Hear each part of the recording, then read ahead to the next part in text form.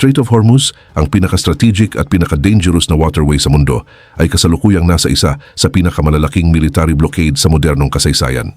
Itong makitid na koridor na literal na lifeblood ng global economy at dinadaanan ng milyon-milyong barrels ng oil at bilyon-bilyong cubic meters ng natural gas araw-araw ay ngayon nasa anino hindi ng merchant ships kundi ng warships, sea mines at high-tech missiles. Ang desisyon ni US President Donald Trump na mag-impose ng blockade ay nagmarka ng turning point na babago hindi lang sa energy security at economic stability ng Middle East kundi ng buong mundo mula Asia hanggang Europe. Ang operasyon ng mga pabrika, ang pag-init ng mga bahay, ang pag-andar ng transport networks at kahit ang survival ng global food supply chain ay nakadepende lahat sa ligtas na pagdaan sa 39 kilometers na lapad na strait na ito. Gayunpaman, pagkatapos sumiklab ng US-Israel-Iran war noong February 28, ang epektibong pagsasara ng Iran ng strait na ito ay ginawa ang pinakamalaking bangungot ng mundo na maging realidad. Ngayon, ang US military ay pumapasok sa makitid na strait na ito gamit ang napakalaking puwersa, tinatanggap ang lahat ng panganib at ganap na binabago ang rules of the game. Ngayon, ating basahin ang mga code ng napakalaking geopolitical chess game na nagaganap sa loob ng Washington-Tehran-Islamabad Triangle. Sa katunayan, paano haharapin ng US Navy ang asymmetric threats ng Iran sa makitid na strait na ito? Pero bago ko simulan ay hihingi lang sana ako ng isang like at subscribe. Malaking tulong na ito sa aming mga content creator. Salamat po. Ang sagot sa tanong na ito ay nasa historic statement na ginawa ni Donald Trump sa kanyang social media platform na Truth Social.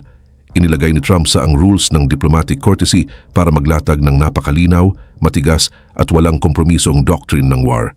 Sa kanyang pahayag, sinabi ni Trump, mula sa sandaling ito, ang United States Navy, ang pinakamahusay sa mundo, ay magsisimulang magpatupad ng blockade laban sa anumang barko na susubok pumasok o lumabas sa Strait of Hormuz. Sa paggawa nito, layunin niyang tuluyang wasakin ang economic hegemony ng Iran na nakasalalay sa maritime trade sa isang bagsakan lamang. Hindi lang ito simpleng pagpapakita ng military force, kundi isa ring matinding ultimatum sa global shipping companies, mga shipping firm na hanggang ngayon ay nagbabayad ng milyon-milyong dolyar ng palihim sa Tehran para maprotektahan ang sarili mula sa attacks ng Iran-backed forces o para makadaan ng ligtas sa strait ay ngayon direktang tatargetin ng US Navy. Inilalarawan ito ni Trump ng malinaw, walang sino mang nagbabayad ng illegal transit fees ang makakadaong ng ligtas sa dagat. Sa madaling salita, determinado ang United States na putulin ang daloy ng pera papunta sa Iran, hindi lang sa banking system, kundi pati sa pamamagitan ng pag-seize ng mga barko mismo sa gitna ng dagat. Kaya ano ang ibig sabihin nito para sa Iran? At paano magre-react ang Tehran regime habang ito ay naiipit? Ang Iranian economy ay matagal nang nasa matinding pressure dahil sa sanctions na ilang taon nang umiiral. Gayunpaman, ang illegal transit fees na kinokolekta sa Strait of Hormuz at ang black market oil sales ay isa sa mga lifeline ng regime. Sa salita ni Trump, binablackmail ng Iran ang mundo sa pamamagitan ng pagmimina sa strait at determinado ang US administration na hindi sumuko sa blackmail na ito. Sinabi ng presidente, kailangan nila ng pera at higit sa lahat, kailangan nila ng nuclear weapons. Dagdag pa niya, kapag dumating ang tamang oras, handa ang Amerika sa digmaan at lilipulin ng ating military ang natitira pa sa Iran. Ang mga pahayag na ito ay nagpapakita kung paano ang krisis ay konektado sa nuclear dimension. Naniniwala ang United States na bawat dolyar na nakukuha ng Iran ay pinupondo ang nuclear program nito at tinatrato ang blockade na ito hindi lang bilang maritime security issue kundi bilang operasyon para pigilan ang global nuclear catastrophe. Bukod pa rito, tinaas ni Trump ang rules of engagement sa pinakamataas na level sa pagsasabing ang sinumang Iranian element na magpapaputok sa American forces ay agad nawawasakin. Ibig sabihin, ang mga American ships na nagpapatrol sa Strait of Hormuz ay hindi na purely defensive. Gagamit sila ng preemptive at overwhelming force sa kaunting provocation. Ang military dimension ng lumalalim na krisis sa Strait of Hormuz ay hindi mas mababa sa political dimension nito sa bigat at panganib. Ang US Central Command ay nag-anunsyo na ilang linggo matapos magsimula ang conflict, pinindot nito ang baton para muling buksan ang global shipping route. Ang mga pumapasok sa eksenang ito ay hindi ordinaryong barko. Ito ay ang guided missile destroyers na USS Frank E. Peterson at USS Michael Murphy na bumubuo ng backbone ng US Navy. Ang dalawang napakalaking warships na ito ay may Aegis Combat Systems, isa sa pinaka-advanced na halimbawa ng Arleigh Burke class. Pero ang kanilang misyon ngayon ay hindi lang manghuli ng ballistic missiles o enemy fighter jets sa langit. Ito ay ang paglinis ng sea mines, isang mas lihim, invisible at deadly na banta. Ang mga mina na inilagay sa strait ng Islamic Revolutionary Guard Corps ng Iran ay kayang gawing naglalagablab na fireballs ang multi-million-dollar oil tankers sa loob ng ilang segundo. Kaya ang operasyon na ito ay napakabagal, maingat at high-tech na proseso. Ang mini-sweeping ay susuportahan hindi lang ng sonar systems ng barko, kundi pati ng unmanned underwater vehicles na ipapadala sa lugar sa mga susunod na araw. Ang mga autonomous underwater drones na ito ay magiging kritikal sa pagtukoy at pag-neutralize ng mines nang hindi nalalagay sa panganib ang buhay ng tao. Ang presensya ng mga high-tech destroyers sa strait ay hindi routine patrol. Ito ay operation para linisin ang sagabal na nagdadala ng 20% ng global energy supply. Sinabi ni Admiral Brad Cooper, commander ng CENTCOM, ngayon ay sinimulan na natin ang proseso ng pag-establish ng bagong transit route at sa lalong madaling panahon ay ibabahagi natin ang safe passage na ito sa shipping industry para ma-encourage ang free flow of trade. Ang pahayag na ito ay isang liwanag ng pag-asa para sa global markets.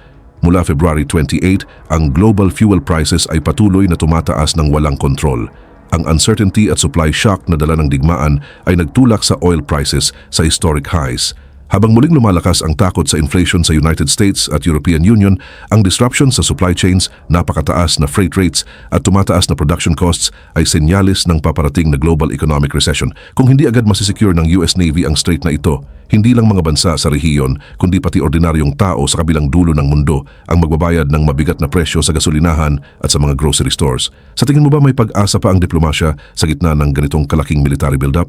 Dito ngayon, lumilipat ang pansin ng mundo mula sa Strait of Hormuz patungo sa Islamabad, ang kabisera ng Pakistan, libu-libong kilometro ang layo.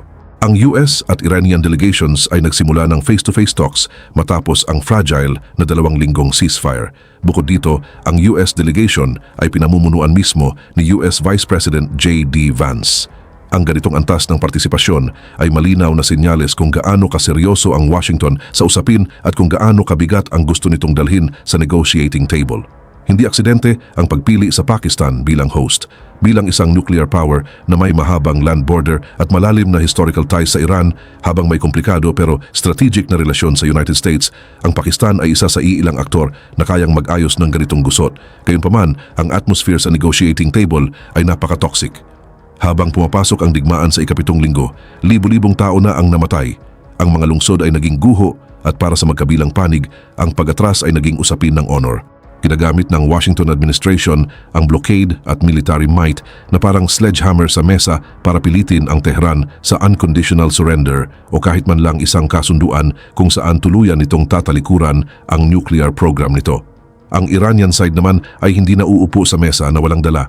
Kahit mukhang mahina ang kanilang Navy kumpara sa Amerika, ang kanilang asymmetric warfare capabilities, ballistic missile arsenals at proxy forces sa rehiyon ay nagbibigay sa kanila ng kakayahang magdulot ng mabigat na gastos sa Amerika at mga kaalyado nito.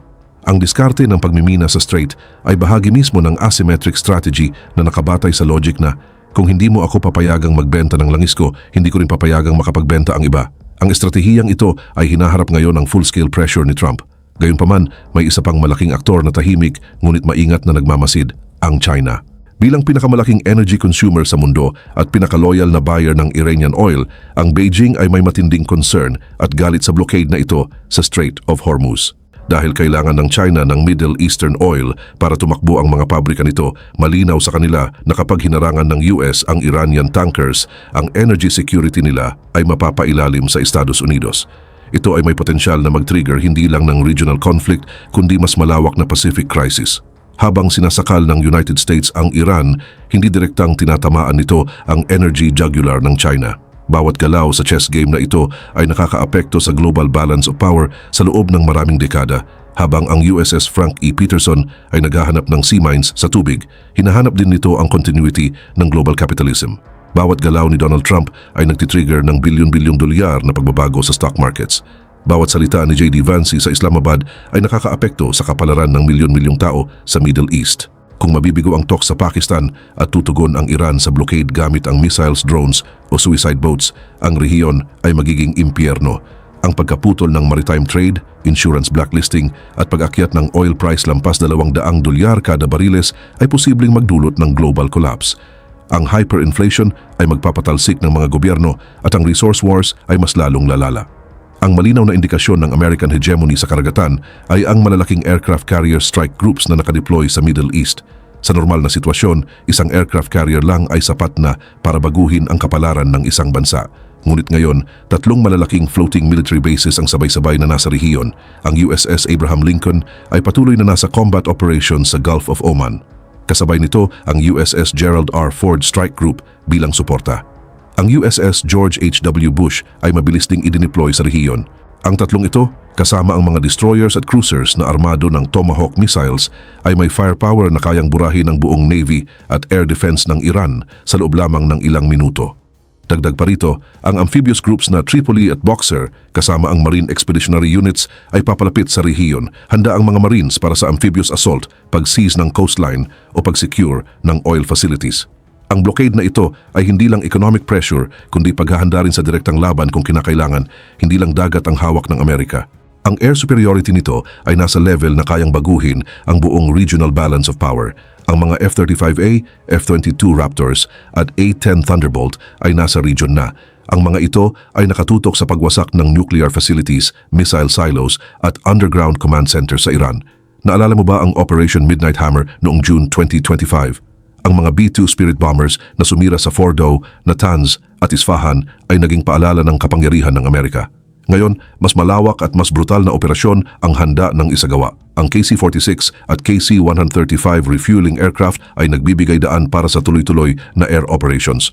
Ito ay lumilikha ng permanenteng pressure sa Iranian airspace. Ipinapakita nito na kayang sirain ng Amerika hindi lang ang sea mines kundi pati ang mga pabrika na gumagawa nito. Hindi rin dapat kalimutan ang ground-based network ng depensa kasama ang mga kaalyado. Ang Patriot at THAAD systems sa Saudi Arabia, Kuwait, Bahrain, Iraq at Jordan ay naka-integrate. May higit sa 40,000 American personnel sa region na binubuo ng radar operators, logistics, cyber warfare teams at special forces. Target din ng deployment na ito ang ghost ship fleets na ginagamit ng Iran para umiwas sa sanctions. Hindi lang ito para takutin ng Iran, isa rin itong malinaw na mensahe sa China at Russia na patuloy na nanonood. Pinapakita ng Trump administration na ang kontrol sa langis at global energy routes ay nananatili sa kamay ng Washington. Kaya ang tanong, sa tingin mo ba sapat ang blockade na ito para pilitin ang Iran na sumuko? O mas lalo lang nitong binubuksan ang pintuan ng mas malawak na pandaigdigang krisis? At hanggang kailan mananatiling tahimik ang China at Russia sa ganitong sitwasyon?